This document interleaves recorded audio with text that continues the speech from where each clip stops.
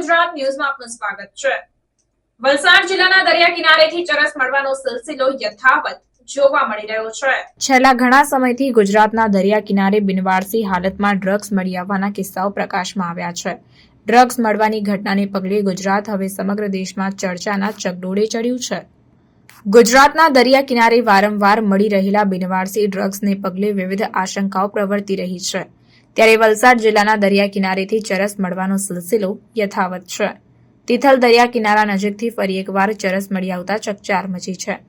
મળતી વિગતો મુજબ તિથલ દરિયા કિનારા નજીકથી ચરસનું એક પેકેટ મળી આવતા પોલીસ દોડતી થઈ ગઈ। અંદાજે 1 કરોડની કિંમતનું 1.100 કિલોનું ચરસનું પેકેટ મળી આવ્યું છે। તિથલ દરિયા કિનારે ચરસનો જથ્થો મળી આવતા પોલીસ વિભાગ તેમજ એજન્સીઓ સતર્ક બની જવા પામી। આ સમગ્ર મામલે વલસાડ પોલીસે તપાસ હાથ ધરી છે। આ સાથે જ જિલ્લાના 70 કિલોમીટરના દરિયા કિનારે સઘન પોલીસ ચેકિંગ હાથ ધરાયું છે।